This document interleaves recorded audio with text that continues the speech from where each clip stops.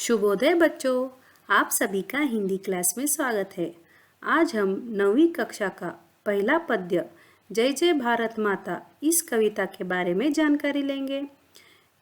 इस कविता के कवि है राष्ट्र कवि मैथिली शरण गुप्त। मैथिली शरण गुप्त को राष्ट्र कवि के नाम से भी जाना जाता है।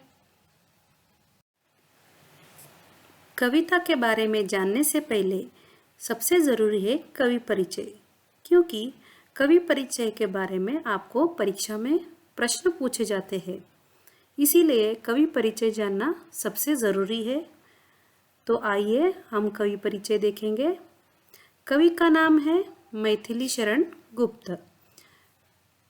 उनको राष्ट्र कवि के नाम से भी जाना जाता है। उनका जन्म 1886 और मृत्यु 1964 में हुआ। 1886 में जन्म हुआ और 1964 में उनका मृत्यु हो गया। जन्म स्थान चिरगांव, झांसी जिला, उत्तर प्रदेश में है। इनके पिता श्री सेठ रामचरण। उनके पिता का नाम क्या है? श्री सेठ रामचरण। ये ब्रज भाषा के कवि थे। इनके गुरु आचार्य महावीर प्रसाद द्विवेदी थे। उनके साहित्यिक गुरु थे। रचना उनकी प्रबंध काव्यों तथा खंड काव्यों की रचना की है। प्रबंध काव्यों तथा खंड काव्यों की रचना की है। उनको उपाधि साहित्यिक सेवा के सम्मानार्थ सन 1961 में यानी 1961 में उन्हें पद्म भूषण से सम्मानित किया गया। आपको परीक्षा में पूछा जाता है कि मैथिली शरण गुप्त जी को किस उपाधि से सम्मानित किया गया, तो आपको पद्म भूषण से सम्मानित किया गया यह लिखना पड़ेगा। उनका महाकाव्य साकेत है। गंगा प्रसाद पारितोषिक है। यह भी आपको पूछा जाता है परीक्षा में कि मैथिली शरण गुप्त जी का महाकाव्य कौन सा है, तो आपको साकेत बोल के लिखना है। उनकी कृतियाँ पंचवटी, जयद्रथवध, रंग में भंग, भारत भारती, अनग, नहुष आदि महत्वपूर्ण उनकी कृतियाँ है। उनकी भाषा सरल, सरस और शैली रोचक है, यानी सबको समझ में आए जैसे उनकी भाषा है और रोचक यानी बहुत ही इंटरेस्टिंग रहते हैं। इस प्रकार आपने मैथिली शरण गुप्त जी का कवि परिचय के बारे में जानकारी ली है। आगे बढ़ते हैं कविता का उद्देश्य। कविता का उद्देश्य। इस कविता का उद्देश्य क्या है? इस कविता का मुख्य उद्देश्य है कि भारत माता का गुणगान करना, उसकी धन संपत्ति तथा ज्ञान का परिचय देना, साथ ही बच्चों के मन में देश प्रेम की भावना जगाना है। इसका कन्नड़ में अनुवाद करेंगे हम। कविता का उद्देश्य, ಕವಿತಾದು ಉದ್ದೇಶ ಏನಿದೆ ಅಂತ ಭಾರತ್ ಮಾತಾದು ಗುಣಗಾನವನ್ನು ಹೇಳಬೇಕು, ಹಾಡಬೇಕು। उसकी धन संपत्ति तथा ज्ञान का परिचय देना। ಭಾರತ್ ಮಾತೆದು ಧನ ಸಂಪತ್ತಿ ಮತ್ತು ಜ್ಞಾನವನ್ನು ಪರಿಚಯ ಮಾಡಿಕೊಡೋದು। साथ ही बच्चों के मन में देश प्रेम की भावना जगाना। ಅದರ ಜೊತೆಲೇ ಮಕ್ಕಳ ಮನದಲ್ಲಿ ದೇಶ ಪ್ರೇಮ ಭಾವನೆ ಜಾಗೃತ ಮಾಡೋದಿದೆ। कविता का पहला पैराग्राफ हम देखेंगे। जय जय भारत माता, ऊंचा हिया हिमालय तेरा, उसमें कितना स्नेह भरा, दिल में अपने आग दबाकर रखता हमको हरा भरा। सौ सोतों से बह बह कर हे पानी फूटा आता, जय जय भारत माता। इसका अर्थ हम कन्नड़ और हिंदी दोनों में जानेंगे। पहले हम कन्नड़ में अर्थ देखेंगे। जय जय भारत माता, हे भारत माता निन्न जयवागली, ऊंचा हिया हिमालय तेरा। ಭಾರತ ಮಾತೆ ಹೃದಯ ಹಿಮಾಲಯ ಪರ್ವತದಂತೆ ವಿಶಾಲವಾಗಿದೆ। ಉಸ್ಮೇ ಕಿತ್ನಾ ಸ್ನೇಹ ಭರ, ಆ ಹೃದಯದಲ್ಲಿ ಸ್ನೇಹ ಪ್ರೀತಿ ತುಂಬಿದೆ। ದಿಲ್ ಮೇ ಅಪನೆ ಆಗ್ ದಬಾಕರ್, ಭಾರತ ಮಾತೆಯ ತನ್ನ ಹೃದಯದಲ್ಲಿ ದುಃಖ ದುಃಖದ ಅಗ್ನಿಯನ್ನು ಅಡಗಿಸಿಕೊಂಡಿದ್ದಾಳೆ. ರಕ್ತ ಹಮ್ಕೋ ಹರಾಭರ, ಮತ್ತು ನಮಗೆಲ್ಲರಿಗೂ ಸುಖ ಶಾಂತಿಯನ್ನು ನೀಡುತ್ತಿದ್ದಾಳೆ. ಸೋ ಸೋ ಸೋತೋ ಸೇ ಬಹ ಬಹಕರ್ ಹೇ ಪಾನಿ ಫೂಟಾ ಆತಾ, ಜಯ ಜಯ ಭಾರತ ಮಾತಾ. ಸೋ ಸೋ ಸೋತೋ ಸೇ, ನೂರಾರು ಸ್ತೋತ್ರದಿಂದ ನೀರು ಹರಿದು ಹರಿದು ಬರುತ್ತೆ. ಜಯ ಜಯ ಭಾರತ ಮಾತಾ, हे भारत माता निन्न जयवागली। इस पैराग्राफ का अर्थ हम हिंदी में जानेंगे। जय जय भारत माता, ऊंचा हिया हिमालय तेरा, उसमें कितना स्नेह भरा, दिल में अपने आग दबाकर रखता हमको हरा भरा। सो सो सोतों से बह बहकर है पानी फूटा आता, जय जय भारत माता। हे भारत माँ, तेरी जय जयकार हो। कवि कहते हैं हिमालय का हृदय बहुत ही विशाल है। हिमालय को यहाँ विशाल हृदय का प्रतीक कहा गया है। आप यहाँ चित्र में देख सकते हो, जैसे मानव शरीर में हृदय का स्थान मुख्य है, वैसे ही अपने भारत नक्शे में हिमालय का स्थान मुख्य है। हिमालय को हृदय की उपमा दी है। और कहते हैं जिस प्रकार माँ अपने दुखों तथा पीड़ाओं को अपने हृदय में दबाकर अपनी संतान को सुख समृद्धि देती है, उसी प्रकार हिमालय भी अपने अंदर जलता उबलता लावा रखकर भी वह बाहर शीतलता, सुख तथा संपत्ति देता है। पानी के स्तोत्र भी बहुत सारे हैं। यहाँ आप चित्र में देख सकते हो पानी हमारे को कहाँ कहाँ से मिलता है। झरने से मिलता है, समुद्र से मिलता है, पाउंड से मिलता है, वेल से मिलता है और हैंड पंप से भी मिलता है, रिवर से भी मिलता है। यानी पानी के बहुत सारे 100 के स्तोत्र है।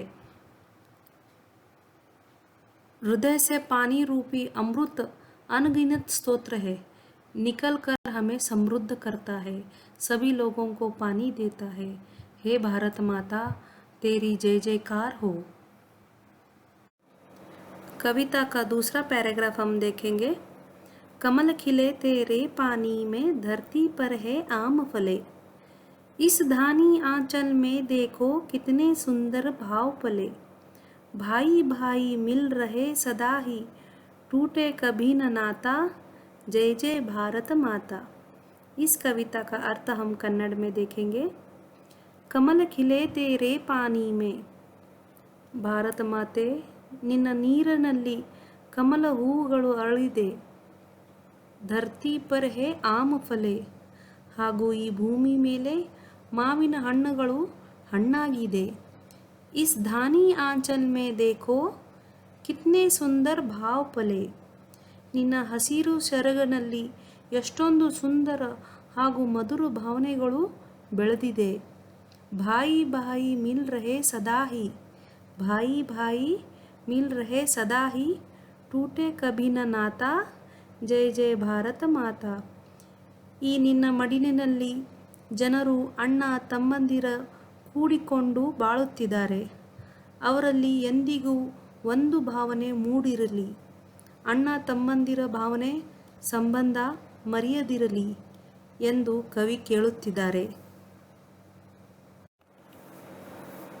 दूसरा पैराग्राफ का अर्थ हम हिंदी में जानेंगे।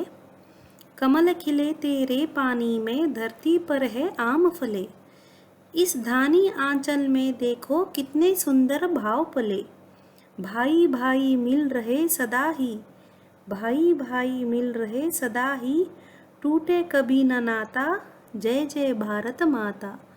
कवि इन पंक्तियों में भारत माँ की समृद्धि का वर्णन करते हुए कहते हैं कि भारत माँ, तेरे सरोवर तथा नदियों तालाबों में कमल खिलते हैं। यहाँ पर केवल कमल का नाम लिया है, पर यह हर प्रकार के फूल का प्रतिनिधित्व कर रहा है। तेरे पानी, वन तथा उपवनों में हर प्रकार के फूल खिले हैं, जो तेरे रूप को सुंदर बना रहा है। साथ ही आम अर्थात फल सारे तेरी धरती पर उगे हैं, जो समृद्धि का प्रतीक है। और तेरे धानी आंचल यानी समृद्धि में, हरे भरे आंचल में सुंदर सुंदर भाव पल रहे हैं। यहाँ पर सुंदर भावनाओं का अर्थ प्रेम, न्याय, करुण, स्नेह आदि है। इन सभी भावों से तेरी संतान भारतवासी भाई भाई के रूप में मिलजुल कर है, तो प्रार्थना करते हैं कि इनका यह स्नेह तथा प्रेम कभी न टूटे। जय जय भारत माता। कविता का तीसरा पैराग्राफ, यह अंतिम पैराग्राफ है। तेरी लाल दिशा में ही माँ चंद्र सूर्य चिरकाल रहे, तेरे पावन आंगन में अंधकार हटे और ज्ञान मिले। मिलजुल कर ही हम सब गाए तेरे यश की गाथा, जय जय भारत माता। इस कविता का अर्थ हम कन्नड़ में देखेंगे।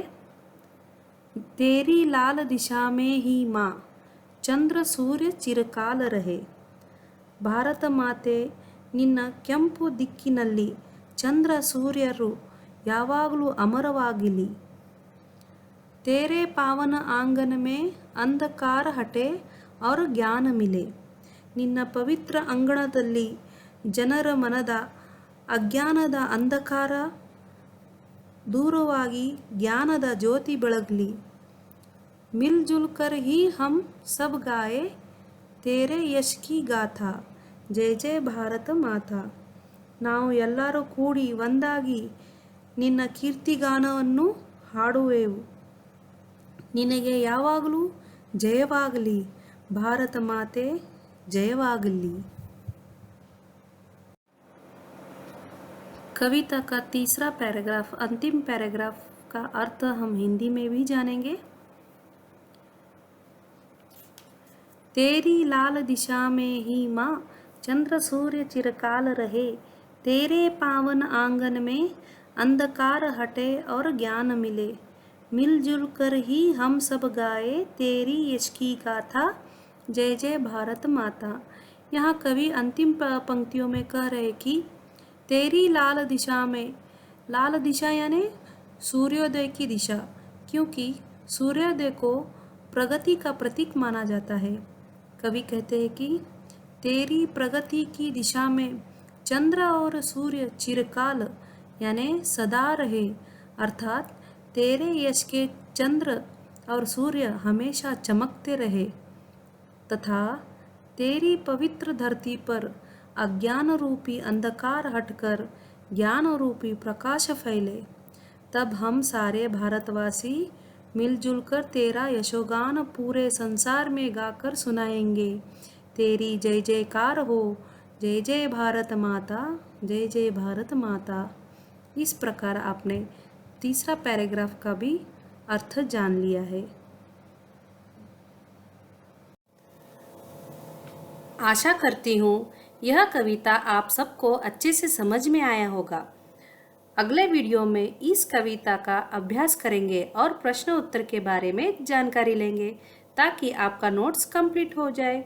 मेरे चैनल को लाइक और सब्सक्राइब ज़रूर करें, साथ ही बेल आइकन को दबाइए ताकि आपको अगले पार्ट के संबंधित वीडियो मिलते रहेंगे। धन्यवाद।